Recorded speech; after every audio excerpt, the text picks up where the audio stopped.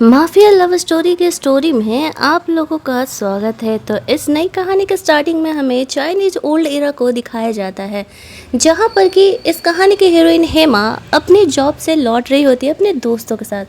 तभी उसकी नज़र पड़ती है गली के कॉर्नर पर पड़े हुए एक इंसर्ट इंसान पर। उसे देखने वाला कोई नहीं था, सब उसे इग्नोर करके जा रहे होते हैं।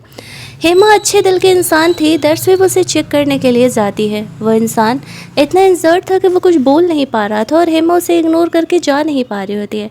दैट्स वाई वो कहती है कि चलो मैं तुम्हें हॉस्पिटल लेकर के जाती हूँ। वो रास्ते में बेहोश हो गया था, हेमा उसे संभालते हुए हॉस्पिटल लेके जाती है। जब उस लड़के को होश आता है तो वो देखता है कि हेमा ने उसकी जान बचाई है। हेमा वहीं चेयर पर बैठे बैठे सो रही होती है। जब उसकी नींद खुलती है तो वो लड़का उससे पूछता है कि क्या तुमने मेरी जान बचाई है। हेमा कहती है हाँ। साथ ही में हॉस्पिटल से मिले हुए कुछ दवाओं को वो उस लड़के को देते हुए कहती है, ये कुछ दवाएं हैं, इन्हें रख लो, मैंने पेमेंट कर दिया है और तुम इन्हें अप्लाई करोगे तो ठीक हो जाओगे। तो वो लड़का हेमा से उसके बारे में पूछता है कि वो क्या है और क्या करती है, कहाँ रहती है। वो उसकी काइंडनेस को रीपे करना चाहता है। हेमा उसे कहती है कि इसकी ज़रूरत नहीं है, खैर मेरा नाम हेमा है और मैं इस फैक्ट्री में काम करती हूँ। चलो काफ़ी लेट नाइट हो गया है, तुम कहाँ रहते हो, मैं तुम्हें तुम्हारे घर छोड़ देती हूँ, ये एरिया सेफ़ नहीं है। तो वो लड़का हेमा के साथ जाने के लिए तैयार हो जाता है। रास्ते में वो लोग बात कर रहे होते हैं। हेमा उस लड़के को कहती है कि तुम इतनी रात गए इंसर्ट कंडीशन में यहाँ क्यों पड़े थे, तुम्हें पता है ना कि ये जो एरिया है वो फोर्थ गवर्नर के बेटे का है और जो फोर्थ मास्टर है ना वो बहुत ही क्रूएल है, तो बेहतर होगा कि तुम जल्दी जल्दी घर चले जाओ। वो लड़का इन बातों को सुन के स्माइल कर रहा होता है, क्यों, वो तो थोड़ी देर में हमें पता चलने ही वाला है।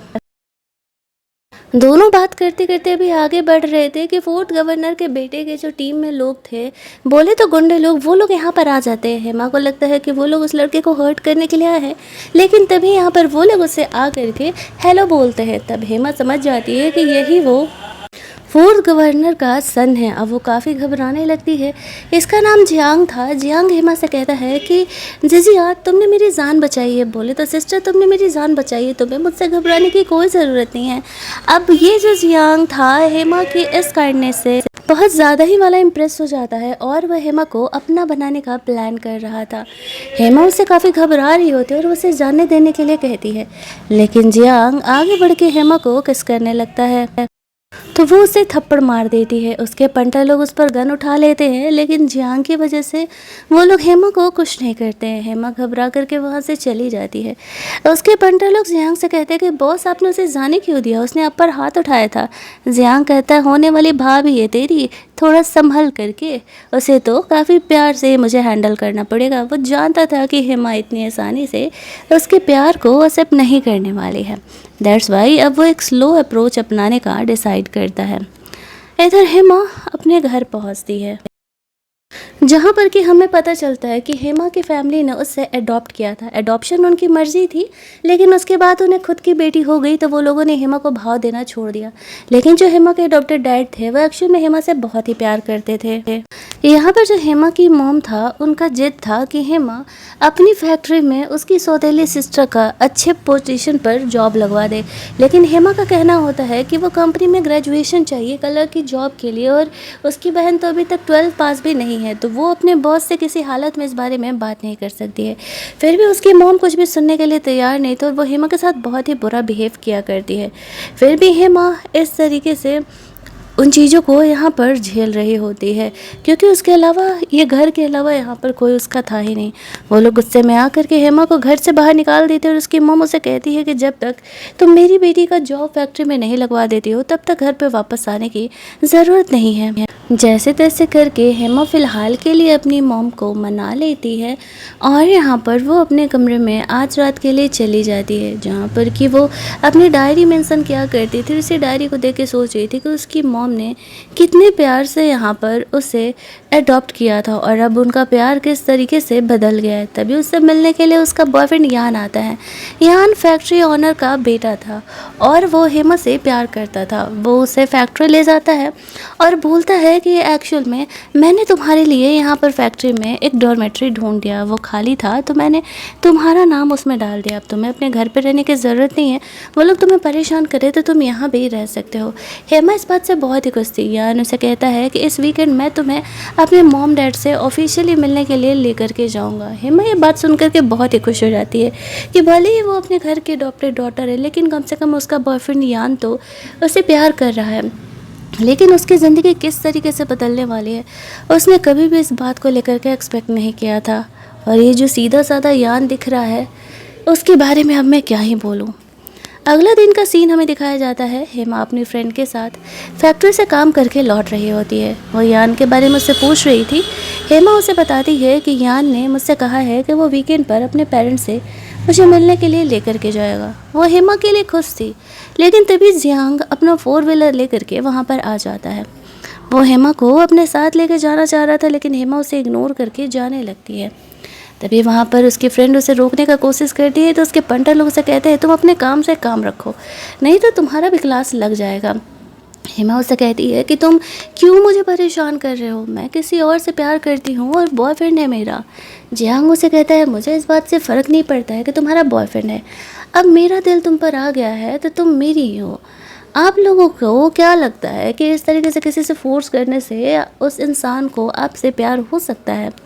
आपकी क्या थिंकिंग है इस टॉपिक पर, अपनी राय कमेंट में ज़रूर बताना। तो यहाँ पर हेमा जियांग को समझाने का कोशिश करती है कि तुम अपने सेवियर के साथ ऐसे बिहेव करते हो। जियांग उसे कहता है कि मैं तो बस तुम्हें अपना बनाना चाह रहा हूँ, तुमसे ऑफिशियली तुम्हें अपनी गर्लफ्रेंड बनाना चाह रहा हूँ, तो क्या प्रॉब्लम है। हेमा उसे कहती है मैंने कहा ना कि एक्चुअल में मेरा बॉयफ्रेंड है। जियांग कहानी सुनने वाला था और वो हेमा को किस करने लगता है। उसकी फ्रेंड चाह करके भी उसका हेल्प नहीं कर पा रही होती है। वो वापस उसे थप्पड़ मार करके जैसे तैसे उनसे पीछे छुड़ा करके वहाँ से निकल लेती है। जियांग के टीममेट्स उसे भाभी भाभी कह के पुकार रहे होते हैं। हेमा इनकी हरकतों से इरिटेट हो चुकी थी। वो अपने फैक्ट्री वाले कमरे में पहुँचती है तो वहाँ पर यान उससे मिलने के लिए आता है। अब वो जानती थी कि इस बारे में जानने के बाद इस बारे में अगर यान को पता चलेगा तो वो टेंशन लेगा और वो खुद ही जियांग से पीछे छुड़ाने का प्लान करती है। इसी वजह से वो उसे नहीं बताती है। यान यहाँ पर हेमा के लिए लंच लेकर के आया हुआ था। यहाँ पर जो और डॉर्मेट्री में रहने वाली लड़कियाँ थी ना, वो हेमा को यहाँ पर देख करके इस तरीके से जेलस फील कर रही होती है कि फैक्ट्री का लड़का उससे मिलने के लिए यहाँ पर आया हुआ है, लेकिन फ़िलहाल वो उसे कुछ कहती नहीं है। हेमा यान से कहती है तुमने मुझसे कहा था कि तुम वीकेंड पर मुझे अपने पेरेंट्स से मिलने के लिए लेके चल रहे हो, तो क्या हुआ उस सीन का। फ्लैशबैक में यान याद करता है कि जैसे उसने अपने फादर को बताया था कि वो हेमा से प्यार करता है और उससे शादी करना चाहता है, तो उसके फादर भड़क जाते हैं कि तुम फैक्ट्री के ऑनर के बेटे हो और तुम एक नाजायज़ लड़की से शादी करना चाहते हो, ये नहीं होने वाला है। तुम्हारी शादी किसी और से होकर वो भी उस इंसान से जिससे हम चाहेंगे। उसकी मॉम और डैड दोनों ही उससे नहीं मिलना चाह रहे होते हैं। दैट्स वाई यहाँ पर वो हेमा को टाल देता है कि वो फिर कभी लेने जाएगा अपने पेरेंट्स से मिलने के लिए, अभी वो लोग बिजी हैं। फिर हेमा लेट नाइट अपने घर पहुँचती है। उसके डैड उसे घर आए देख करके काफ़ी खुश थे। उसकी बहन जब यहाँ पर उसे पूछ रही होती है कि बहन क्या हुआ मेरे जॉब का, तो हेमा उसे वही जवाब देती है कि जब तक तुम्हारा ग्रेजुएशन कंप्लीट नहीं हो सकता मैं फैक्ट्री में तुम्हें कलर की जॉब किसी हालत में नहीं दिला सकती हूँ। उसकी बहन भी उसकी मॉम की तरह ही थी। हेमा की प्रॉब्लम को समझने के बजाय वो कहने लगती है कि तुम ही नहीं चाहती हो कि मेरा जॉब हो, खुद तो जॉब कर रही हो फैक्ट्री में, क्या तुम वहाँ पर सिफारिश करके मेरा जॉब नहीं लगवा सकती। हेमा इनकी हरकतों से परेशान हो जाती है। उसकी मॉम भी अपनी बेटी के साथ मिल करके यहाँ पर हेमा को डांट लगाने लगती है। फ़िलहाल उसके डैड यहाँ पर काफ़ी सीधे साधे थे और वो कुछ कर नहीं पा रहे थे। अब उसकी मॉम कुछ भी सुनने वाली नहीं थी। उन्हें तो ये भी पता चल गया था कि हेमा को फैक्ट्री में ही डॉर्मेट्री मिल गया। दैट्स वाई वो उसे घर से फ़िलहाल निकाल देती है और कहती है कि जाओ यहाँ से वहीं रहो, जब तक यहाँ पे तुम मेरी बेटी को जॉब नहीं दिला देती हो मैं तुम्हें इस घर में आने नहीं दूँगी। अब हेमा वहाँ पर अपने थोड़े बहुत कपड़े लेकर के इस तरीके से वो लोग उसे घर से बाहर निकाल देती है। दूसरी साइड जियांग का अंकल उससे मिलने के लिए आता है। जियांग का अंकल और उसके बीच रिलेशनशिप बिल्कुल भी ठीक नहीं थे। बिजनेस को लेकर के मोस्टली वो लोग लड़ते झगड़ते ही रहते थे। वो तो इतना बुरा था कि वो उसका जान तक लेने के बारे में प्लान कर रहा होता है, लेकिन जियांग इतना पावरफुल था कि वो डायरेक्टली उसे मार नहीं सकता था। दैट्स वाई वो ये सब कुछ कर रहा होता है। दूसरी तरफ हम लोग देखते हैं कि जियांग से वो बिज़नेस के बारे में बात करने के लिए जब आया था तो उसे साफ तौर से कह देता है कि तुम मेरे बिज़नेस से दूर रहो वरना तुम्हारे लिए सही नहीं होगा और मुझसे पंगा लेना तुम्हारे लिए सही नहीं है। ऐसा करके वो वहाँ से निकल जाता है। जहाँ पर कि हेमा हम लोग देखते हैं कि अपने सामान लेकर के वो फैक्ट्री की तरफ धीरे धीरे बढ़ रही होती है। तभी रास्ते में वो जियांग से मिलती है। जियांग से वो पूछती है कि वो यहाँ क्या कर रहा है। तो जियांग उसे कहता है एक्चुअल में ना मैं तुम्हें मिस कर रहा था, दैट्स वाई मैं तुम्हें ढूंढते हुए यहाँ पर आ गया। हेमा उनकी हरकतों से परेशान हो जाती है। जियांग उसे कहता है लगता है तुम्हारे घर वालों ने तुम्हें घर से निकाल दिया, क्यों ना तुम मेरे घर चलो रहने के लिए। इस बात पर हेमा उसे साफ तौर से मना कर देती है और कहती है कि तुम मुझे परेशान करना बंद करो, मैं तुम्हारे साथ किसी हालत में नहीं जाने वाली हूँ। तो वो उसे फॉलो करने लगता है। हेमा फॉलो करते करते फैक्ट्री पहुंच जाती है, तब जाकर के वो रुकता है। उसका फ्रेंड उसे समझा रहा था कि भाई तू ये क्यों कर रहा है, तो डायरेक्टली उसे कन्फेस कर देना। तो वो कहता है कि नहीं यार, ऐसे लड़कियां नहीं पढ़ती हैं, थोड़ा जेंटल तो मुझे होना ही पड़ेगा ना, वरना वो इसी तरीके से मुझसे बिहेव करते रहेगी और हमेशा गुस्सा रहेगी। हेमा वहाँ पर जाती है तो ये लड़की को कुछ ज़्यादा ही चुल मचा रहता था हेमा से, हेमा के अच्छे बिहेवियर से और उसके ऊंचे पोस्ट से। दैट्स वे वो हमेशा उसे डिफेम करने का कोशिश करते रहती थी। अब वो सब जगह ऐसे गॉसिप फैला रही होती है। अगले दिन हेमा जब अपने काम पे लौट रही थी तो कुछ लोग उसके बारे में गॉसिप कर रहे थे, उसे खुद भी नहीं पता था कि बात क्या चल रहा है। तभी वहाँ पर एक औरत आती है और वो हेमा को बुली करते हुए कहती है तुम्हारी हिम्मत कैसे हुई मेरे हस्बैंड को पटाने की। अब वो परेशान होकर उसका शक्ल देखने लगती है कि मैंने कब इसके हस्बैंड को पटाया भाई, ये तो बेफजूल की मुझ पर ऐसे इल्ज़ाम लगाए जा रही है। वो जो औरत थी और आग भड़का दे रही, हाँ हाँ मैंने देखा है रात में ना इसके कमरे से लड़के की आवाज़ आ रही थी। वैसे तो वो यान था, यान यहाँ पर हेमा का सपोर्ट करने के लिए आ रहा था, लेकिन उसके फादर उसे रोक देते हैं और उसे बोलते हैं कि तुम इस पचड़े में मत पड़ो वरना तुम्हारी बेइज्जती होगी, मैं तुम्हें ऐसा नहीं करने दूंगा, तुम फैक्ट्री ओनर के बेटे हो और तुम्हें इस मैटर में पढ़ने की कोई ज़रूरत नहीं है। ऐसा कहते हुए यान को वहाँ से लेकर के जाते हैं और वो चला भी जाता है। ये देखते ही यहाँ पर हेमा शॉक्ड हो जाती है कि जिस लड़की से वो इतना प्यार करती है वो उसे छोड़ करके सच में चला गया ऐसे सिचुएशन में। दूसरी तरफ जियांग यहाँ पर बिजनेस डीलिंग कर रहा था तो एक लड़की यहाँ पर आकर के उसके साथ फ्लर्ट करने लगती है। वो उसे कहता है चली जाओ यहाँ से अगर ज़िंदा रहना चाहती हो तो। वो दूसरी लड़कियों में बिल्कुल भी इंटरेस्टेड नहीं था। फिर उसे पता चलता है कि हेमा को फैक्ट्री में कुछ लोग बुली कर रहे हैं, तो वो जल्दी जल्दी फैक्ट्री पहुँचता है, जहाँ पर कि हम लोग देखते हैं कि वो औरतें इस तरीके से हेमा को बुली कर रही होती हैं कि तुमने उसके हस्बैंड को पटाया है। इन चीज़ों से परेशान होकर के उसका दिल इस बात से ज़्यादा टूटा था कि यान ने उसे सपोर्ट नहीं किया। तभी वहाँ पर जियांग हेमा के सपोर्ट में आ जाता है। इस कहानी में जियांग ने जितना हेल्प हेमा का किया है ये बात उसे एंड में जा कर के समझ में आने वाली है। हेमा को तो वो वहाँ से प्रोटेक्ट करके लेकर के जाता है, अपने पंटर लोगों को कह देता है इन्हें सबक सिखाने के लिए।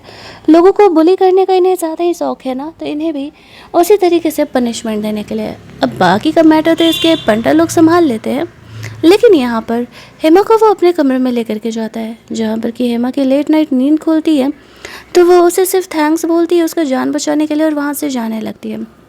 लेकिन जियांग उसे रोकने का कोशिश कर रहा था और कहता है कि मेरे बिना तो तुम सर्वाइव भी नहीं कर पाओगे, तुम मुझे छोड़ करके कैसे ही जा सकती हो। हेमा उसे कहती है कि तुम ये गलत कर रहे हो, तुम ज़बरदस्ती मुझे नहीं रोक सकते, तुम्हें पता है ना ये मेरा बॉयफ्रेंड है, फिर भी तुम मेरे पीछे पड़े हुए हो। वो बार बार जियांग को ये बात याद दिला रही थी, लेकिन जियांग भाई साहब को हो गया था हेमा से प्यार और वो उसे किसी हालत में खुद से अब दूर जाने नहीं देना चाह रहे थे। जियांग के घर के बाहर यान हेमा से मिलने के लिए आता है, उसे लेने के लिए आता है। उसके पंटर लोग उसे रोकते हैं तो वह कहता है कि हेमा उसकी गर्लफ्रेंड है और उसके पंटर लोग उसे कहते हैं अच्छा तो जब वो लोग तुम्हें बुली कर रहे थे तो तुम कहाँ थे। फ्लैशबैक में हम लोग देखते हैं कि यान अपने डैड के कहने पर दूसरे बिजनेसमैन के लोगों से मिलने के लिए गया हुआ था, जहाँ पर कि वो उसके डैड उसे लव ड्रग दे देते हैं और यहाँ पर वो और वो लड़की लिली दोनों इंटीमेट हो जाते हैं। यान की बहुत बड़ी गलती थी, उसे कॉल आता है कि हेमा को जियांग लेकर के गया हुआ है, तो वो उसे ढूंढते हुए यहाँ पर आता है। आप लोग डिसाइड करना कि जो मेरा कहना है यान की क्या गलती है, क्या वो सही है या नहीं। अब यहाँ पर ये बात जैसे ही वो सुनता है तो वो लिली को रिजेक्ट करके वहाँ से जाने लगता है। लिली उसे कहती है कि तुम्हें रिस्पॉन्सिबिलिटी लेनी पड़ेगी, तुम मेरे साथ इंटीमेट हुए हो। यान का कहना था कि ये बस एक मिस्टेक है और कुछ भी नहीं, मैं अपनी मर्जी से तुम्हारे साथ नहीं सोया हूँ। फिर वो हेमा के पास था। अब यहाँ पर उसके पंटर लोग उसे अंदर जाने नहीं दे रहे होते हैं।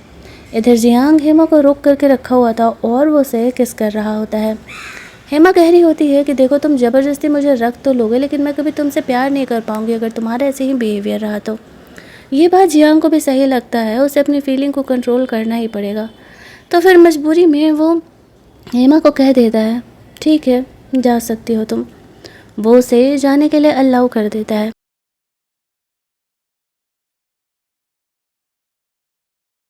जब वो वहाँ से निकल रही थी तो देखती है कि यान घर के बाहर बैठा हुआ है, लेकिन वो यान को इग्नोर करके वहाँ से जाने लगती है। यान उसे मनाने के लिए, उसे समझाने के लिए उसे फॉलो कर रहा था और जियांग उसे उसके साथ जाते हुए देख रहा था। बुरा तो उसे बहुत लग रहा होता है, लेकिन वो भी समझ चुका था कि ज़बरदस्ती वो कब तक ही हेमा को रख सकता था। दूसरी तरफ हम लोग ये देखते हैं कि एक्चुअल में यहाँ पर जो हेमा है उसे यान समझाने का कोशिश कर रहा होता है कि एक्चुअल में वो उस समय बचाने इसलिए नहीं आ पाए क्योंकि उसके डैड उसे रोक दिए थे। उन्हें ऑफिस के कुछ अर्जेंट काम से जाना था। उनकी फैक्ट्री सही से काम नहीं कर रही और हम इन्वेस्टमेंट ढूंढ रहे हैं, वरना हमारी कंपनी डूब जाएगी। हेमा उसकी बातों पे ट्रस्ट कर लेती है और जियांग को माफ़ करने के लिए वो रेडी थी। वो कहती है तो तुम्हें पहले बताना चाहिए था ना कि एक्चुअल में फैक्ट्री जो है वो सही से काम नहीं कर रही। अब देखिए, मेरा पर्सनल व्यू ये है कि यान चलो गलती से लेले के साथ इंटीमेट हो गया, उसके हिसाब से वो गलती थी। तो जब वो हेमा से प्यार करता था, तो जब वो हेमा से मिला तो उसे ये बात, उसे सच्चाई बतानी चाहिए कि हाँ उससे गलती हुई है। लेकिन उसे सच बताने के बजाय वो उससे झूठ बोल रहा है। आपको क्या लगता है, सच पर टिका हुआ रिश्ता सबसे ज़्यादा स्ट्रांग होता है? आपकी क्या राय है कमेंट में ज़रूर बताना। तब तक मैं कहानी आगे बढ़ाती हूँ। हेमा ब्लाइंड ट्रस्ट करती थी यान पर। वो उसे जो कहता था वो उसकी बातों को मान लिया करती थी। लेकिन अगले दिन, आज की रात तो बीती है, अगले दिन जब वो फैक्ट्री जाती है तो उसे पता चलता है कि उसे फायर कर दिया गया है। उसे रीज़न जानना था आखिर क्यों। इधर यान अपने डैड से बात करने के लिए जाता है।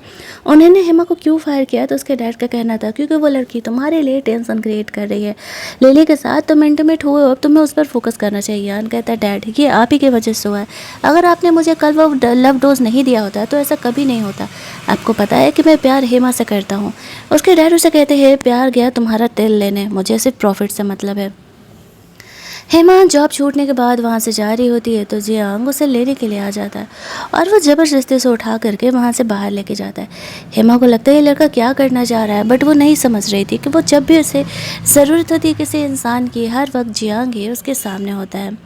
वह उसे वहाँ से शहर से दूर एक खाली प्लेस पर लेकर के जाता है हेमा का मूड ठीक करने के लिए। वो उसे कहता है कि तुम्हारी जॉब गई है, तुम कहो तो मैं दूसरी फैक्ट्री में तुम्हें जॉब दिला देता हूँ। लेकिन हेमा कहती है नहीं, मुझे तुम्हारे एहसान की ज़रूरत नहीं है।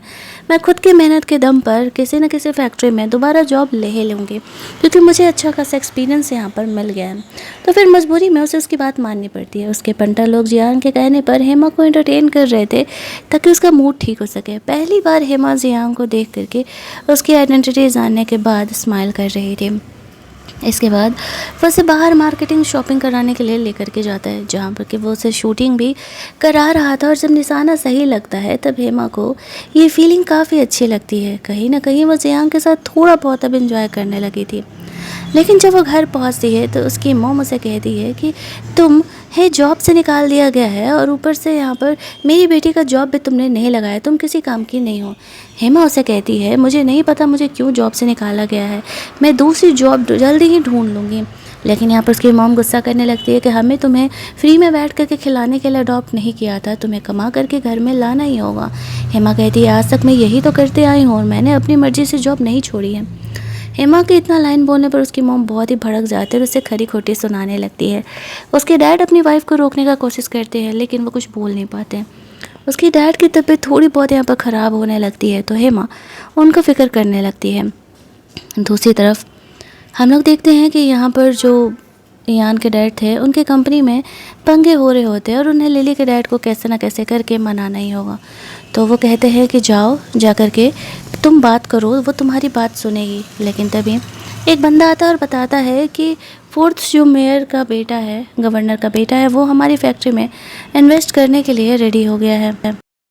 लेकिन उसकी शर्त ये है कि हेमा ही यहाँ होगी, वो प्रोजेक्ट को लीड करेगी तो ही वो कंपनी में इन्वेस्ट करेगा। तो फिर उसके डैड कहते हैं तो हमने हेमा को जॉब से निकाल दिया है, जाओ उसे ढूंढ करके लेकर के आओ। इधर हेमा को उसके फैमिली वाले घर से निकाल रहे होते हैं और कहते हैं कि तुम्हें ब्लाइंड डेट पर जाना ही पड़ेगा और उस इंसान से शादी करनी पड़ेगी। उसके फादर उसे रोकने का कोशिश कर रहे थे तबीयत ख़राब होने के बावजूद भी, लेकिन उसकी मॉम उसकी बात सुनने के लिए तैयार ही नहीं थी। तभी वहाँ पर फैक्ट्री से वो बंदा आता है और कहता है कि बॉस ने एक्चुअल में तुम्हें बुलाया है, तुम्हें हम जॉब पर वापस रख रहे हैं। अब जब उन्हें ये दिखता है कि हेमा यहाँ पर पैसे कमा सकती है तो फिर वो लोग फ़िलहाल उसे ब्लाइंड डेट पर जाने से रोक देते हैं। हेमा को समझ नहीं आता कि ऐसा क्या हुआ है भाई, ये फैक्ट्री उसे वापस से बुला रही है। जब वो फैक्ट्री वापस जाती है उसे बताया जाता है कि जिस बंदे ने तुम्हारे नाम पर इन्वेस्टमेंट किया है वो तुमसे मिलना चाहता है। जाओ जा कर के मिलो, उसे अच्छे से सर्व करो ताकि वो हमारी कंपनी में इन्वेस्टमेंट करे। वो कौन इंसान है, इन बातों से अनजान हेमा उस इंसान को देखने के लिए जाती है और जब देखती है कि वो कोई और नहीं जियांग है तो वो शॉक्ड हो जाती है। अब जियांग जब यहाँ पर इन्वेस्टर बन कर के आया था तो ऑब्वियस सी बात है कि इज्जत से तो भाई बात करना पड़ेगा। ऊपर से कंपनी और उसकी जॉब की बात हो जा रही है। हेमा वहाँ पर उसे टी ऑफ़र करने लगती है। जियांग उसे कहता है कि मैंने कहा था ना कि तुम्हारी खुशी के लिए कुछ भी। ये लोगों ने तुम्हें जॉब से निकलवा दिया, लेकिन देखो कैसे मैं तुम्हें वापस तुम्हें जॉब पर लाने के लिए मजबूर कर रहा हूँ। अब हेमा को लग रहा होता है कि जियांग का ऑब्सेशन थोड़ा ज़्यादा बढ़ते जा रहा है। भले ही वो ऐसे सिचुएशन में उसका हेल्प कर रहा है, लेकिन क्या जियांग के इस हेल्प की ज़रूरत उसे थी? वहाँ से बाहर निकलने पर उसकी फ्रेंड कह रही होती है कि क्या जियांग ने तुम्हारे लिए फैक्ट्री में इन्वेस्टमेंट किया है? हेमा कहती है मुझे नहीं लगता है, मैं एक सिंपल गर्ल हूँ, भला वो मेरे पीछे क्यों पड़ेगा। उसकी फ्रेंड से कहती है नहीं बहन, मुझे तो लगता है कि वो तेरे लिए ऐसा कर रहा है। सोच क्या फैक्ट्री की कमी है, लेकिन उसने इस फैक्ट्री में आकर के क्यों इन्वेस्ट किया। मुझे तो लगता है कि वो बंदा तुम में इंटरेस्टेड है। लेकिन हेमा अपने फ्रेंड को कहती है क्या फ़र्क पड़ता है, तुम्हें तो पता है कि मैं यान को पसंद करता हूँ। तभी वहाँ पर यान आ जाता है और वो हेमा को कहता है कि हमें वो फैक्ट्री के नए इन्वेस्टर से मिलने के लिए शाम में डिनर पार्टी पर चलना है और तुम्हें भी बुलाया गया है। हेमा यान के साथ उस पार्टी के लिए निकल जाती है। हालांकि उसे जियांग को फेस करने का मन नहीं था, लेकिन यान कहता है कि ये पार्टी हमारे लिए इम्पोर्टेंट होने वाली है, उसने तुम्हें ज़रूर बुलाया तो तुम्हें चलना चाहिए। तो फिर यान के कहने पर हेमा उस पार्टी में जाने के लिए रेडी हो जाती है। वो यान के लिए कुछ भी करने के लिए तैयार नहीं थी, कुछ भी करने के लिए तैयार थी इस बात को जाने बिना कि उसका बॉयफ्रेंड पीठ पीछे से धोखा दे रहा है। पार्टी में वो लोग जाते हैं, यहाँ पर हेमा भी आती है, जियांग भी आता है। जो उसका मैनेजर था वो उसे टी सर्व करने के लिए कह रहा होता है। इस बात पर जियांग उसे कहता है कि हेमा यहाँ की कोई वेट्रेस नहीं है जो वो टी सर्व करेगी। जानबूझ करके वो सबके सामने टेबल के नीचे से उसे फ्लर्ट कर रहा होता है। हेमा यहाँ पर काफ़ी हड़बड़ा जाती है ताकि उन्हें पता ना चले और वो बहाना करके वॉशरूम के लिए निकल जाती है। जब वो लौट रही होती है तो जियांग उसे साइड कमरे में खींच लेता है। हेमा को वो कहता है कि मुझे बिल्कुल भी पसंद नहीं कि यान तुम्हारे आसपास आए, और वो हेमा को किस करने लगता है। हेमा उसे रोकते हुए कहती है कि तुम गलत कर रहे हो, तुम्हें पता है कि मैं किसी और इंसान से प्यार करती हूँ, मैं तुमसे प्यार कभी नहीं करने वाली हूँ। जियांग उसे कहता है अगर तुम मुझसे प्यार नहीं करोगी तो मैं तुम्हें यान के साथ भी नहीं रहने देने वाला हूँ। मुझे पहली बार कोई लड़की पसंद आई और वो सिर्फ मेरी ही होगी। काफ़ी देर तक हेमा जब इधर लौटती नहीं है तो यान को उसकी फ़िक्र होने लगती है। उसे लग रहा था उसकी और जियांग के बीच में कुछ चल तो नहीं रहा है, और इस तरीके से वो उसे देखने के लिए जाने लगता है। इधर यान हेमा को ढूंढते हुए आ रहा था और दूसरी तरफ जियांग हेमा को जाने ही नहीं दे रहा होता। हेमा उसे रिक्वेस्ट करती है कि जाने दे, वो नहीं चाहती है कि यान को उनके बारे में पता चले। तो वो उसे एंटरटेन करने के लिए कहता है उसके पास कोई ऑप्शन नहीं था, मजबूरी में उसे आगे बढ़ के खुद जियांग को किस करना पड़ता है, तब वो उसे वहाँ से जाने देता है। थोड़ी देर में जब यहाँ पर यान जो था वो कमरे में अंदर आता है तो देखता है कि यहाँ पर हेमा चुपचाप से बैठी हुई है। वो उसे पूछता है कि क्या हुआ, तुम यहाँ बैठी हुई हो। तो वह बहाना करने लगती है कि एक्चुअल में मेरी तबीयत ठीक नहीं थी, शायद मैंने वाइन थोड़ा ज़्यादा ही पी लिया है। वो उसकी बातों पे ट्रस्ट तो करता है, लेकिन वो हेमा से पूछता है कि तुम अकेली ही थी ना। हेमा उसे कहती है कि हाँ वो अकेली ही थी, और फिर इसके बाद वो दोनों वहाँ से बाहर निकल जाते हैं। यान हेमा से ज़्यादा सवाल नहीं करता है। वो कहता है मुझे नहीं पता था कि फैक्ट्री में एक्चुअल में इन्वेस्टमेंट यहाँ पर जियांग ने किया है, वरना मैं तुम्हें लाने के लिए कभी नहीं बोलता यहाँ पर। हेमा कहती है कोई बात नहीं। अब वो सोच रहा था कि किस तरीके से वो लिली से पीछा छुड़ाए, क्योंकि लिली उसका पीछा नहीं छोड़ने वाली थी। हेमा उसे अपने साथ चलने के लिए बोलती है तो यान का लिली को कॉल आया था। उसने उसे वार्न किया था कि वो हेमा से ब्रेकअप कर ले, वरना वो उसे जा करके बता देगी उसके और यान के रिलेशनशिप के बारे में। पेरेंट्स से मिलने का जब भी बात आता था तो यान उसे टाल दिया करता था। जब हेमा अपने कमरे में जाती है तो वहाँ पर जियांग था। जियांग वैसे तो उसके लिए डिनर लेकर के आया हुआ था, लेकिन हेमा घबराई थी कि कहीं वह कुछ करे नहीं। जियांग उसे कहता है डोंट वरी, मैं ज़बरदस्ती नहीं करने वाला हूँ, लेकिन यान से तुम्हें दूरी बना करके रखनी पड़ेगी अगर तुम नहीं चाहती हो कि मैं यान को हर्ट करूँ तो। इतना बोल करके वो कमरे से बाहर निकल जाता है। हेमा को डर था कि कहीं जियांग यहाँ पर सच में यान को हर्ट ना कर दे उसके वजह से, लेकिन उसकी ये सिंसेरिटी देख करके वो थोड़ा थोड़ा जियांग के लिए नॉर्मल होने लगी थी, क्योंकि वो उतना भी क्रूएल नहीं था। अगले दिन जियांग टहलते टहलते मंडराते मंडराते वापस से हेमा की फैक्ट्री की तरफ जा रहा होता है। अब भाई साहब को अपनी बंदी को देखे बिना दिन ही पूरा नहीं होता था और उसके ये पंडा लोग तो सब समझ ही रहे थे कि हमारे बॉस को हो गया है उस लड़की से सच्ची वाली मोहब्बत। दूसरी तरफ हेमा शॉपिंग करने के लिए निकली हुई थी। उसके और यान का एनिवर्सरी आने वाला था और वो उसे कुछ गिफ्ट करना चाह रही होती है। जियांग उसे कप खरीदते हुए देखता है तो उसे ऐसा लगता है कि कुछ दिनों में उसका बर्थडे है, शायद हेमा उसके लिए वो गिफ्ट बाय कर रही है। वो इसी गलतफहमी में खुश था और हेमा ने यहाँ पर यान को वो एनिवर्सरी गिफ्ट बाय किया हुआ था।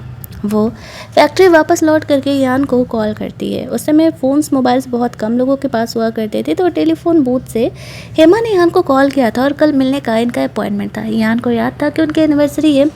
वो भी यहाँ पर हेमा से मिलने के लिए रेडी था और अगले दिन जब वो हेमा से मिलने के लिए आता है तो वो उसे रिंग दे करके प्रपोज करने का प्लान कर रहा था। लेकिन जैसे ही वो गेट पर पहुंचता है लेली उसे रोक लेती है और कहती है कि मैं तुम्हें हेमा के पास नहीं जाने देने वाली हूँ। सोचो अगर मैंने हेमा को बता दिया कि तुम मेरे साथ नाइट स्पेंड किए हो तो वो वैसे भी तुमसे ब्रेकअप कर लेगी। बेहतर होगा कि तुम चलो, मुझे तुम्हारे साथ मूवी देखनी है।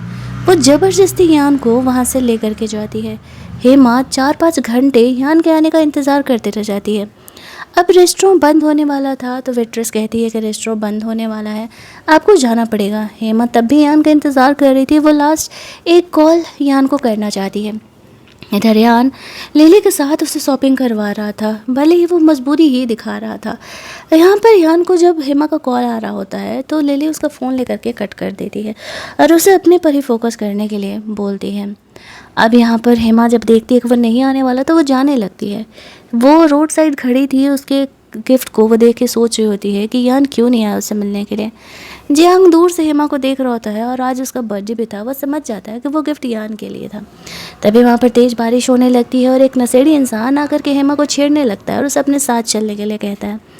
हेमा उससे पीछे छुड़ा रही होती है और तभी जियांग यहाँ पर उसका हेल्प करने के लिए आता है। वो हेमा को सेव करते हुए वहाँ से लेकर के जाता है और उसके पंटर लोग उसकी पिटाई करते हैं। तेज़ बारिश में भीगने की वजह से हेमा की तबीयत थोड़ी सी ख़राब हो गई थी। डॉक्टर आकर के यहाँ पर हेमा को दवा वगैरह देते और कहते ये दवा पीते ही हेमा का बुखार कम हो जाएगा। जियांग जब हेमा को वो दवा पिला रहा था तो बेहोश होने की वजह से वो दवा वो पी नहीं पा रही होती है। दैट्स वाई वो खुद वो दवा पी करके हेमा को माउथ टू माउथ वो दवा ट्रांसफ़र करता है। तभी हेमा की नींद खुलती है, उसे लगता है कि वो उसका फ़ायदा उठा रही है तो वो उसे वापस से थप्पड़ मार देती है। जियांग उसे कहता है अरे भाई मैं तो बस तुम्हें दवा पिलाने का कोशिश कर रहा था। तो हेमा वो दवा पी लेती है, उसका जान बचाने के लिए उसे थैंक्स बोलती है और वहाँ से जाने लगती है। जियांग उसे रोकते हुए कहता है तुम्हारा बॉयफ्रेंड तुम्हें घंटों इंतज़ार कराने के बाद भी नहीं आया, फिर भी तुम क्या सिर्फ आज रात मेरे साथ नहीं रुक सकती। हेमा को जियांग के कहने का मतलब गलत लग रहा था लेकिन वो अपने बर्थडे के लिए उसे रोकना चाह रहा था। हेमा कहती है कि नहीं, मैं तुम्हारे साथ नहीं रुक सकती हूँ और वो वहाँ से जाने लगती है। जियांग उसे ज़बरदस्ती रोकने की कोशिश करता है। वो अब तक उसके मॉम डैड के जाने के बाद सारा बर्थडे अकेले ही बिताते आया है लेकिन हेमा बात नहीं मानती है। उसका पंटर लोग उसे समझाता है कि आज जियांग का बर्थडे है और उसकी फैमिली में कोई नहीं है उसे प्यार जताने वाला, बस आज रात के लिए वो रुक जाए। तो फिर उसे उस पर तरस आता है और उसके लिए केक वगैरह मंगवा करके केक कटिंग कराने के लिए उसके पास जाती है, जहाँ पर के विश में जियांग ये मानता है कि भगवान उस लड़की को मुझसे उतना ही प्यार करा दो जितना कि मैं उससे प्यार करता हूँ। वो हेमा के बारे में बात कर रहा था। केक कटिंग करने के बाद हेमा अपने घर के लिए लौट जाती है। जब वो घर पहुंचती है तो देखती है कि यान यहाँ पर उसका बॉयफ्रेंड बन के उनकी फैमिली से मिलने के लिए आया है। वो इस बात पर भड़क जाती है और यान को बाहर चलने के लिए कहती है। उसकी बहन तो यान को ज़िद कर रही थी कि वो फैक्ट्री में उसे कलर का जॉब दिला दे। यान इस बात के लिए तुरंत ही मान जाता है। बाहर ले जाकर के हेमा उसे डांट लगाते हुए कहती है कि तुम्हारी हिम्मत कैसे हुई, एक तो तुम एनिवर्सरी के लिए नहीं आए और ऊपर से तुम यहाँ पर मेरी फैमिली के सामने बॉयफ्रेंड बन करके कैसे आ सकते हो। यान उसे झूठ बोलने लगता है कि उसे फैक्ट्री के काम से बहुत ज़्यादा ही कुछ इमरजेंसी आ गया था, दैट्स वाई वो उसके एनिवर्सरी पे अपॉइंटमेंट लेने के बाद भी उसे मिलने के लिए नहीं आ पाया। आज वो इमरजेंसी वाले दिन उसे शादी के लिए प्रपोज़ करना चाहता था, लेकिन कुछ ऐसा अर्जेंट हो गया कि वो आ नहीं पाया और वो हेमा को अभी रिंग दे करके प्रपोज़ करता है। जियांग दूर से इन चीज़ों को देख रहा होता है। उसे डर था कि कहीं हेमा हाँ ना कह दें। हेमा यहाँ पर यान को कहती है, मुझे लगता है कि हमें थोड़ा एक दूसरे को वक्त देना चाहिए। अभी मैं पूरी तरीके से मेंटली प्रिपेयर नहीं हूँ तुमसे शादी करने के लिए हाँ कहने के लिए। ये कह के वो घर में अंदर जाने लगती है और जियांग को लगता है कि हेमा ने यान को यहाँ पर रिजेक्ट कर दिया है, तब वह दोबारा उसे हाँ नहीं कहने वाली है। वो भी अपने घर चले जाता है। फिर इधर हेमा घर जाती है और अपनी फैमिली को बताती है कि उसने यहाँ पर यान से ब्रेकअप कर लिया और अब वो लोग उसे किसी भी तरीके से मैटर के लिए उसे कांटेक्ट नहीं करेंगे। ये सुनते ही उसकी मॉम और उसकी बहन भड़क जाती है कि अभी अभी तो यान ने मुझे जॉब देने के लिए हाँ कहा था, तुमने उससे इसीलिए ब्रेकअप किया ना क्योंकि उसने मुझे जॉब देने के लिए हाँ कहा। हेमा कहती है, पागल हो गई हो क्या। दूसरी तरफ यहाँ पर यान क्लब में बैठ करके ड्रिंक कर रहा होता है, तभी लिली उससे मिलने के लिए आती है। वो उससे कहती है, तुम दोनों अलग दुनिया से बिलोंग करते हो, मैं तुम्हारे लिए सही हूँ, तुम दोनों भले एक दूसरे से प्यार करते हो लेकिन तुम्हारी शादी नहीं हो सकती। नशे की हालत में लिली जब यान को किस करती है तो वो उसे रजिस्ट नहीं करता है और दोनों वापस से यहाँ पर इंटीमेट होते हैं। अब यान की ये दूसरी गलती थी। एक गलती मान सकते हैं, लेकिन ये दूसरी गलती कोई गलती नहीं थी। वो वापस से लिली को रिजेक्ट करके वहाँ से चले जाता है। लिली को बहुत ही गुस्सा आता है। इन सब का जिम्मेदार वो हेमा को मानते हुए जियांग से मिलने के लिए चली जाती है। वो उसे ऑफर करती है, मुझे पता है कि तुम हेमा को पसंद करते हो और मैं यान को, साथ में मिल के काम करते हैं इन दोनों को अलग करने के लिए।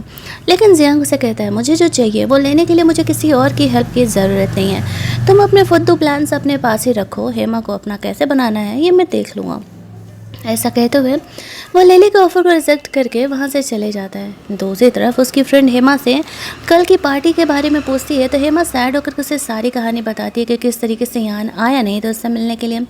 फिर भी उसकी फ्रेंड उसे सजेस्ट करती है कि तुम्हें यान को एक मौका और देना चाहिए। पिछले कई सालों से तुम लोग साथ में हो और वो हर बुरे अच्छे समय में तुम्हारे साथ रहा है। तो यही सोचते हुए हेमा यान को एक और मौका देने के लिए तैयार हो जाती है। वो खुद यान को कॉल करती है और मिलने के लिए बुलाती है। यान तैयार हो जाता है। उसे लगता है कि शायद हेमा शादी करने के लिए हाँ कहने वाली है। दैट्स वाई वो रेडी हो करके रिंग विंग ले करके गया हुआ था। हेमा जब वहाँ पर जाती है तो जाते ही यान उसे प्रपोज़ कर देता है और कहता है कि मुझे माफ़ कर दो, मैं कल एनिवर्सरी पर नहीं आ पाया, बट डोंट वरी, मैं दोबारा कभी ऐसा नहीं करूँगा। हेमा उसकी प्रॉब्लम को समझते हुए उसके प्रपोज़ल को हाँ कह देती है, लेकिन जैसे ही वो उसे हाँ कहती है वैसे ही यहाँ पर आ जाती है लिली और वो यहाँ पर उसे बताती है कि किस तरीके से अब तक यान उसके साथ कई बार सो चुका है। और इतना ही नहीं, एनिवर्सरी वाली रात तो यान उसके साथ था और उन लोगों ने काफ़ी मज़ा किया। ये बात जब हेमा सुनती है तो वो शॉक्ड हो जाती है। उसे इस बात का ज़्यादा गुस्सा था कि यान ने उसे सच्चाई खुद से क्यों नहीं बताई। उसे दूसरों से ये बातें पता चल रहा है। वो उसे रिजेक्ट करके वहाँ से जाने लगती है तो यान उससे बात करने के लिए उसके पीछे पीछे जाता है। उसे समझा रहा था कि मेरे और लेले के बीच में जो हुआ वो बस एक मिसअंडरस्टैंडिंग थी, उसके डैड ने उसे वो लव ड्रग दिया था।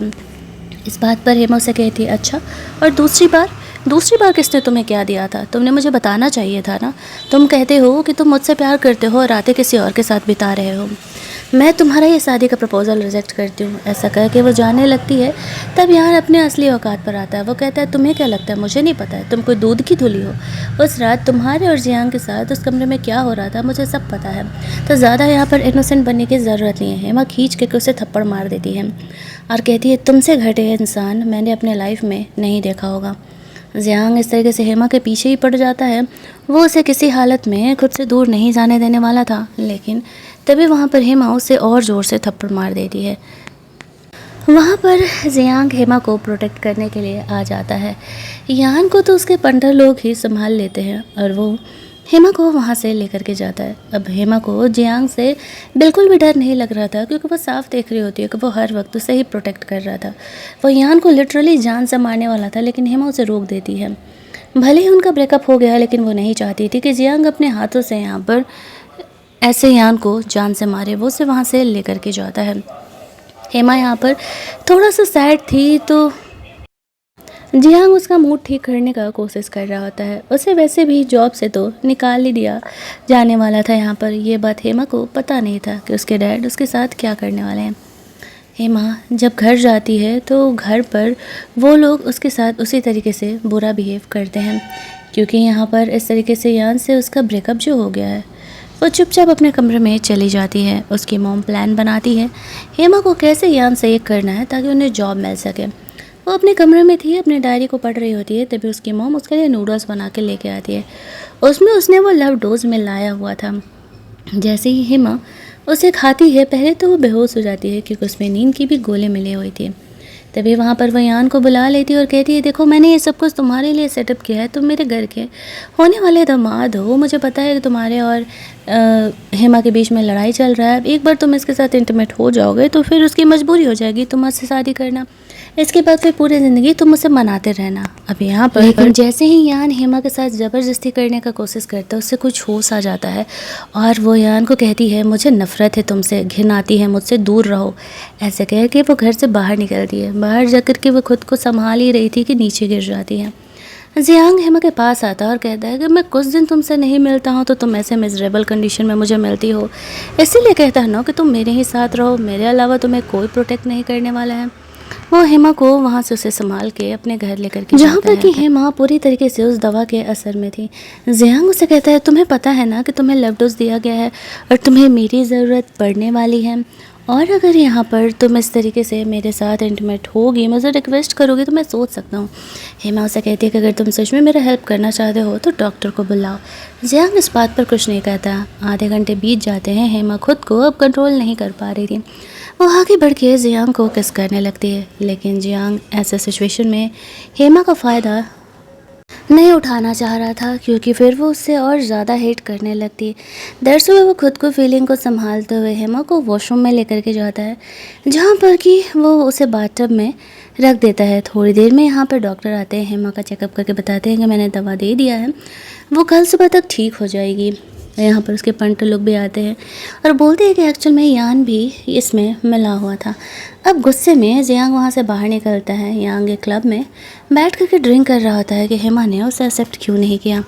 गुस्से में जियांग वहाँ पर आता है और यान की ज़बरदस्त वाली धुलाई कर देता है और कहता है, देख बेटा, अगर मेरी बंदी रोक नहीं हो रही होती तुझे जान से मारने के लिए तो तू आज जिंदा नहीं होता।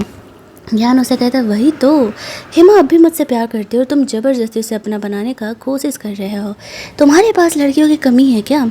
जियांग उसे कहता है, नहीं, लेकिन हेमा पहली लड़की है जिसने बिना स्वार्थ के, बिना किसी सेल्फिशनेस के मेरी जान बचाई थी और मैं उसे नहीं जाने देने वाला हूँ।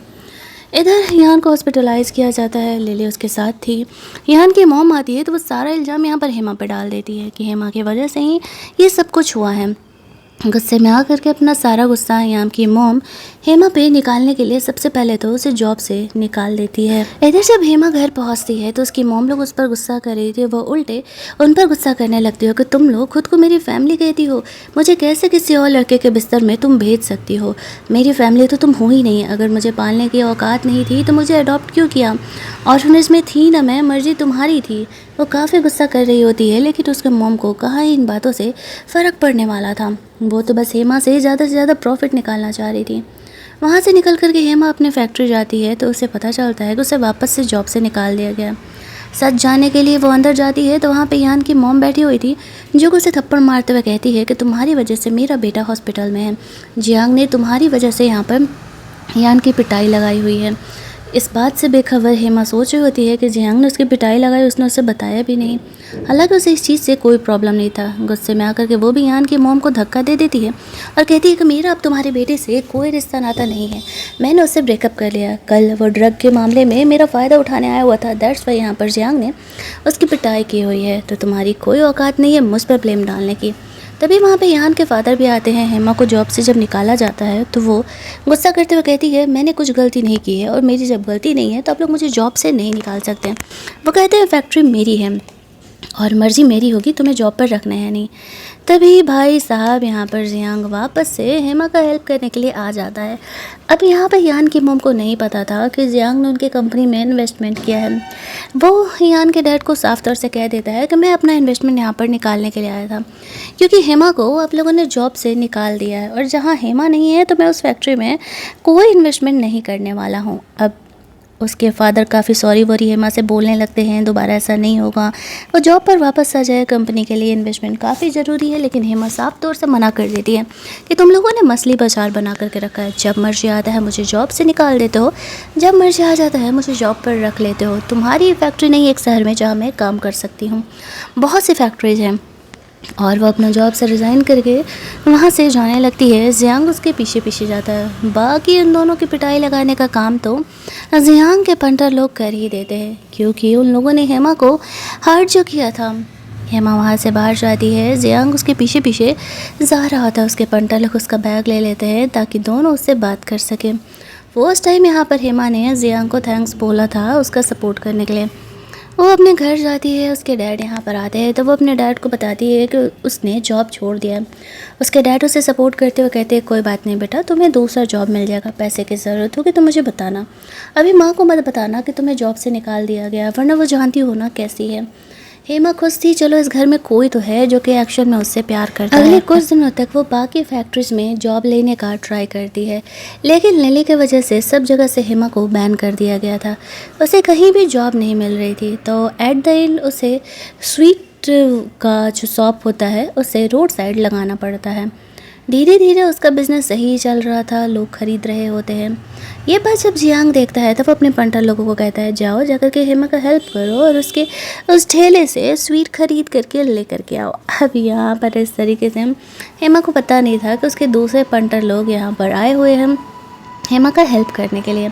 वो लोग कहते हैं कि जियांग डायरेक्टली क्यों नहीं हेल्प कर रहा, तो वो कहता है क्योंकि हेमा डायरेक्टली उससे पैसा नहीं लेने वाली है। लेकिन कहीं ना कहीं हेमा को ये बात पता चल जाता है। खुश होकर के वो जियांग को भी वो स्वीट उसके घर पहुंचाने के लिए जाती है। जियांग को पता नहीं था कि हेमा आने वाली है। इधर घर पर उसका अंकल बिज़नेस करने के लिए आया हुआ था और वह जियांग को लड़की ऑफ़र कर रहा था बिज़नेस के लिए हाँ कहने के लिए। वो उसके लैब में जाकर के बैठती है, तभी हेमा वहाँ पर आ जाती है।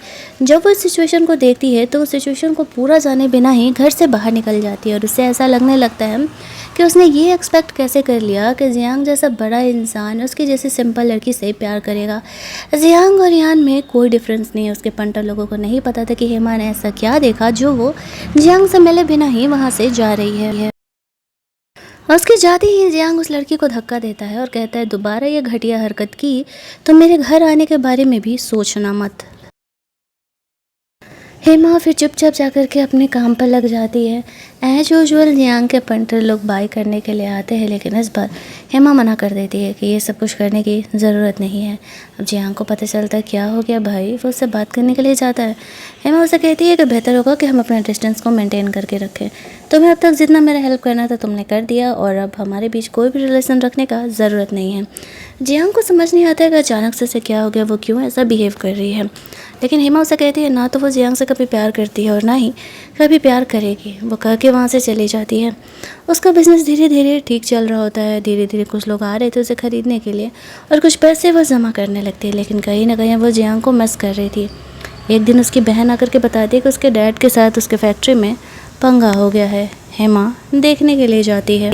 जहाँ जाने पर उसे पता चलता है कि उसके डैड पर चोरी का इल्ज़ाम लगाया गया है। डैड वहाँ पर बॉडीगार्ड को जॉब किया करते थे, उस पर चोरी का इल्ज़ाम लगा दिया गया है। इस तरीके से उन्होंने फैक्ट्री के सामान को गायब किया। हेमा कहते हैं ठीक है, आपका कौन सा सामान गायब हो गया, आप हमें उसका स्लिप या बिल दिखाओ, तभी तो हम ट्रस्ट करेंगे कि आप सही कर रहे हो। मेरे डैड ने कोई गलती नहीं किया, ये बात हम सब अच्छे से जानते हैं। एक्चुअल में जो फैक्ट्री का ऑनर था वो लिली के कहने पर यहाँ पर हेमा के डैड को इस तरीके से परेशान कर रहा होता है। और हेमा जब अपने डैड को वहाँ से लेके जाना चाह रही थी तो वो लोग उसकी पिटाई करने लगते हैं। इधर जियांग को ये बात पता चलता है। उसके पंटा लोग बताते हैं उसके डैड के साथ क्या हो रहा है। तो जियांग कहता है मैं क्या करूँ, तो वैसे वो अब उसने कह दिया है कि मेरा उससे कोई रिलेशनशिप नहीं है तो मैं हेल्प करने के लिए नहीं जाऊँगा। लेकिन बेचारे को रहा नहीं जाता है और एट द एंड फिर वो हेमा का यहाँ पर हेल्प करने के लिए आ ही जाता है। उसके पंटा लोग आगे का सिचुएशन संभालते हैं। जियांग के आते ही फैक्ट्री ओनर की फट के हाथ में आ जाती है। जितना वो कंपनसेशन डिमांड कर रहा था पहले तो उसे पैसे देता है और इसके बाद जिस हाथ से उसने हेमा की पिटाई की थी उस हाथ पर ही वो गन चला देता है। लिटरली वो उसकी इतनी पिटाई करता है कि बस पूछो ही मत।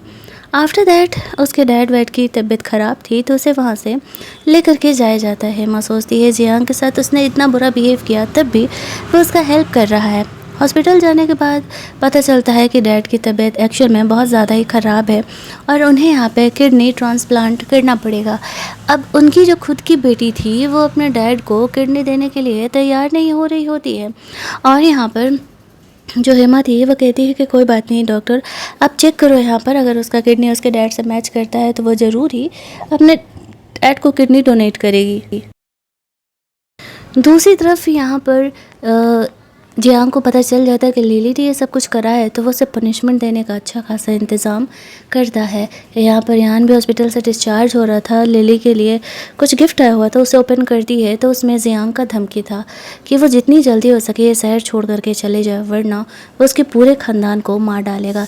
यान समझ जाता है कि लिली ने यहाँ पर ज़रूर ही हेमा को परेशान किया होगा, तभी वहाँ पर जियांग ने लिली को इस तरीके का धमकी दिया है। वो उसे डांट करके पूछने लगता है कि उसने क्या किया है, वो उसे सच सच बता दे वरना वो उसे छोड़ेगा नहीं। तो फिर लिली उसे रियलिटी बताती है कि उसने हेमा को किस तरीके से परेशान किया है। अब इन चीज़ों को छोड़ करके वो सबसे पहले हेमा को ये समझाने के लिए जाता है कि एक्चुअल में इन सब के पीछे लिली का हाथ है। ये बात खुद उसे भी नहीं पता था, क्योंकि हेमा को तो यही लग रहा होगा कि यान ने ये करवाया होगा। हेमा वहाँ पर पहुँचती है तो यान वहाँ पर पहुँचता है तो हेमा उसे डांटते हुए कहती है कि तुम चले जाओ यहाँ से, ये सब कुछ तुम्हारी वजह से हो रहा है, तुम्हारी गर्लफ्रेंड ने मुझे बुली किया था, मेरे डैड के साथ ये सब कुछ किया। वो उसे समझा रहा होता है कि देखो इसमें मेरी गलती नहीं है, मेरी बात सुनो, मुझे तो पता भी नहीं था। उसके डैड को यहाँ होश आया हुआ था और वो जियांग को रोक रहे होते कि उसकी बेटी को बुली ना करे, तभी वैसे नीचे गिर जाते हैं। जल्दी जल्दी डॉक्टर्स को बुलाया जाता है। डॉक्टर चेक करके बताते हैं कि फ़िलहाल तो हमने उनकी जान बचा ली है, लेकिन अगर जितनी जल्दी हो सके उनके लिए किडनी का इंतज़ाम करो, उनकी किडनी फेल हो रही है, वरना फिर हम उनकी जान नहीं बचा पाएंगे। ये सुनते ही हेमा को सदमा लगता है कि उसके डैड के पास ज़्यादा से ज़्यादा सिर्फ 1 हफ़्ते का वक्त है, उससे ज़्यादा यहाँ पर वो ज़िंदा नहीं रहने वाले हैं अगर किडनी नहीं मिला तो। ऐसे सिचुएशन में यान आगे आता है और कहता है कि मेरी किडनी चेक करो, वैसे भी मैंने तुम्हारे साथ बहुत गलत किया है, शायद इससे थोड़ा मेरा गिल्ट कम हो सके। अगर यहाँ पर अंकल का इस तरीके से ये ठीक हो सकता है तबीयत मेरी वजह से, तो मैं सेक्रीफाइस करने के लिए तैयार हूँ। लेकिन यहाँ पर यान की किडनी मैच नहीं होती है। दूसरी तरफ जियांग ने हेमा के डैड के लिए सुटेबल किडनी डोनर ढूंढ लिया था और वो गुड न्यूज़ हेमा को हॉस्पिटल देने के लिए जाता है। लेकिन तभी वो यान और हेमा को आपस में बात करते हुए सुनता है और वही गलती करता है जो कि अक्सर लड़कियाँ करती हैं। यान यहाँ पर हेमा को कन्फेस कर रहा था कि वो अभी उससे प्यार करता है, क्या वो एक नई शुरुआत नहीं कर सकते। उसे लगा था कि शायद हेमा उसे हाँ कह देगी, दैट्स वाई उससे मिले भी नहीं वहाँ से चले जाता है। लेकिन हेमा यहाँ पर यान को रिजेक्ट कर देती है और कहती है कि नहीं, हमारे बीच जो कुछ था वो पास्ट में था और अब हमारे बीच एक्चुअल में कुछ भी नहीं हो सकता है। और जियांग को तो ये लग रहा था कि हेमा ने उसे हाँ कह दिया होगा, तो वो गुस्से में यहाँ से चले जाता है। डे बाय डे हेमा के डैड की तबीयत बहुत ज़्यादा बुरी होते जा रही थी।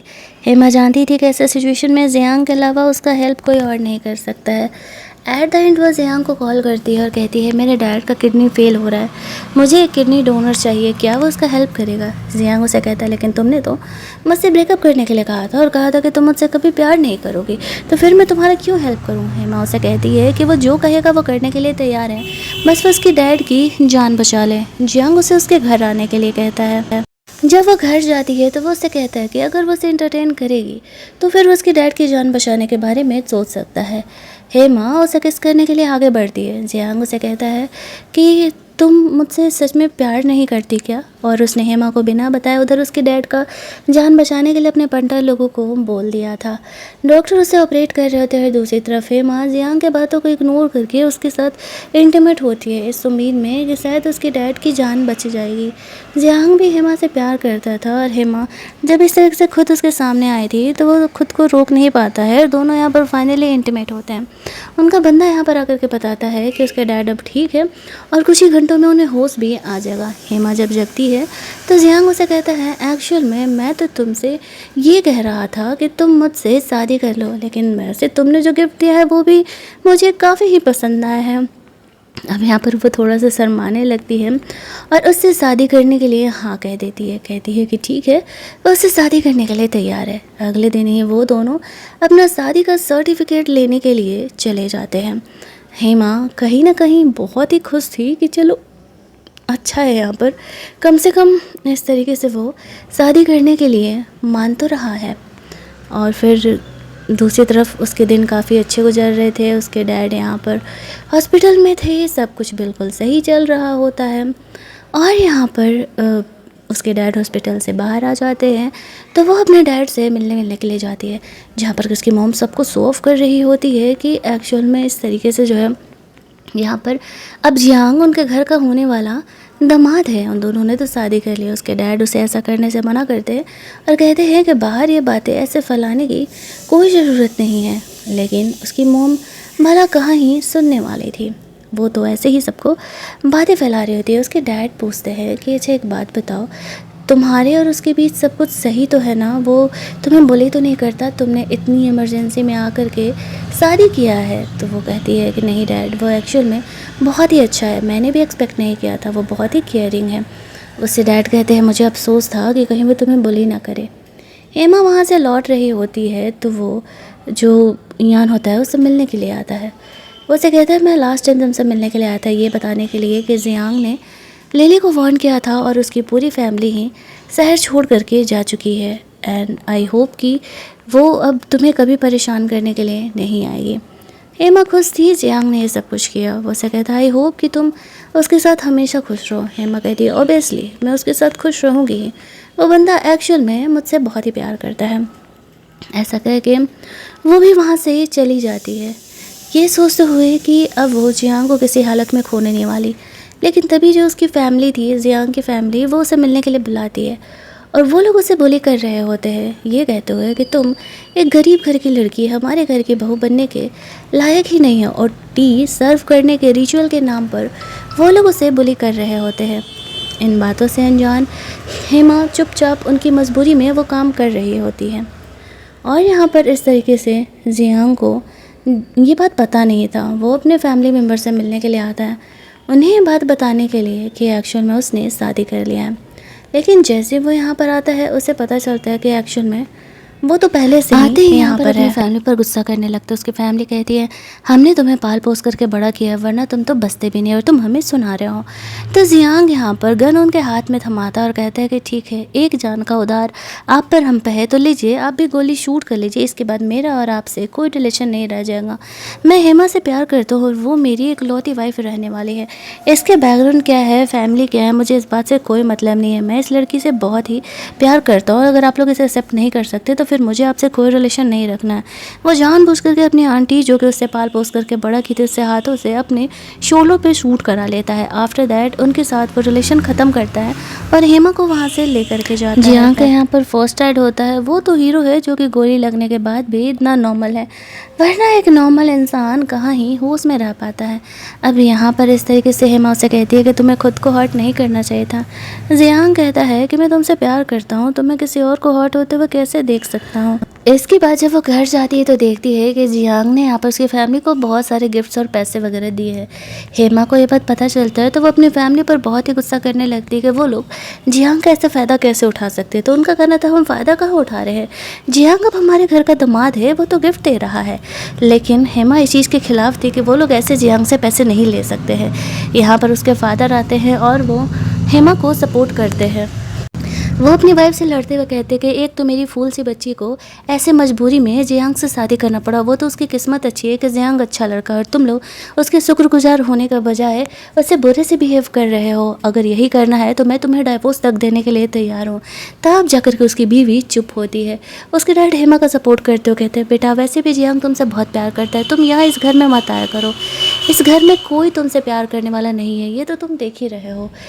फाइनली यहाँ पर उसके डैड हेमा का स्टैंड लेते हैं और हेमा को जाने हेमा जब बाहर जाती है तो जियांग उसे रिसीव करने के लिए आया हुआ था। तो जियांग का बड़ाई कर रही थी कि वो काफ़ी हैंडसम लग रहा है।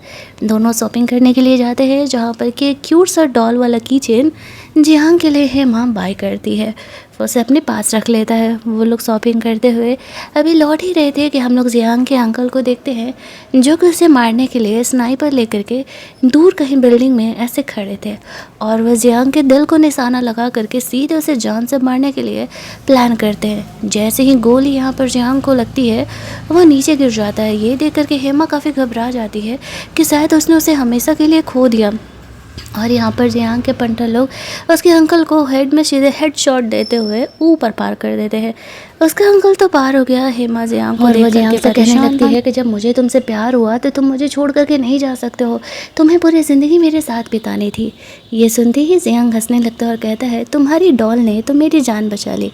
वो गोली उस डॉल पर जा कर के लगी थी और जियांग ठीक था। वो दोनों एक दूसरे को किस करते हैं और हमारी ये कहानी यहीं पर एंड कर दी जाती है। अगर आपको ये माफिया लव स्टोरी अच्छी लगी होगी, वीडियो को लाइक और शेयर करना मत भूलना। चैनल को सब्सक्राइब कर लेना ताकि नए वीडियोज़ की नोटिफिकेशन आपसे मिस ना हो। चलिए जल्दी से मिल लेते हैं हम लोग एक और मस्त मस्त वाली कहानी के हिंदी वर्जन में। तब तक के लिए कीप लिसनिंग।